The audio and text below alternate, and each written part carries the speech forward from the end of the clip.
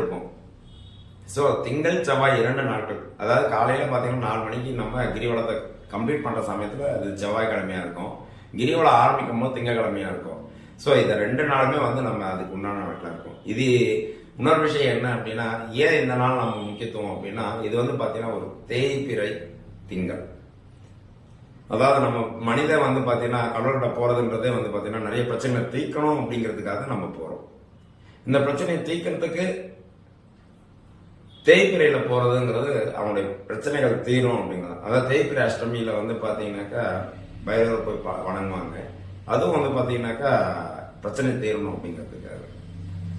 சரி, இப்ப நம்ம அங்கிருந்து வணங்குறோம். வணங்கி இந்த மாதிரி இந்த செவ்வாய்க்கிழமை தொடங்குற காலத்துல இப்படி வரும். அப்படியே ஈசானிய லிங்கம் வரும். ஈசானிய லிங்க வரைக்கும் நம்ம மொத்தம் 12 லிங்கங்களை நம்ம பார்த்து முடிக்கிறோம்.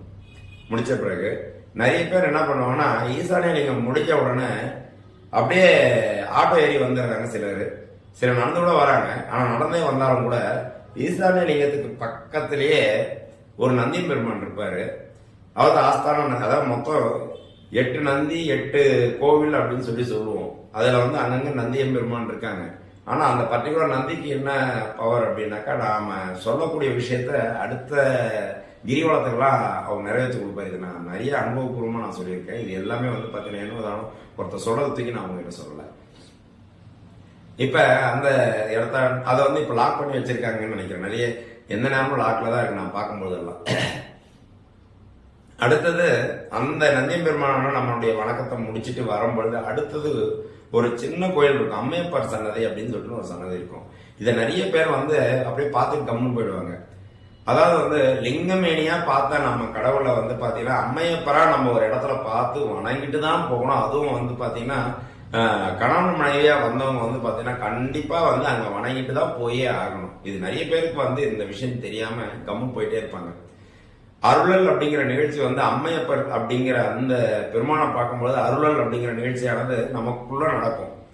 நாம என்ன வணங்குறோம், நம்ம என்ன தேவைக்காக நம்ம வந்திருக்கிறோம் அப்படிங்கிறத சுவாமி நம்மளை நோக்கும் பொழுது நமக்கு என்ன தேவையோ அதை அவர் கொடுப்பார். நீ வேண்டணும்ன்ற அவசியம் கிடையாது. வேண்டத்தக்க அறிவணி வேண்டும் அயன்மார்க்கு அறிவணி. ஸோ அந்த மாதிரி நீ என்ன எனக்கு தரணும் அப்படிங்கிறது உனக்கு தெரியும். அது எப்போ தரணுன்றது உனக்கு தெரியும். அது எவ்வளவு தரணுங்கிறது தெரியும். நான் கேட்டு நீ ஒன்னும் எதுவும் எனக்கு தரப்போதில்லை. திருவாசகத்தில் சொல்லியிருக்கு. ஸோ அது எப்போ எங்க எவ்வளவு தரணும் அப்படிங்கிறது தெரியும். இதையெல்லாம் நாம வாங்கிக்கிட்டு திருப்பி ராஜகோபுரத்துக்கு வரும்.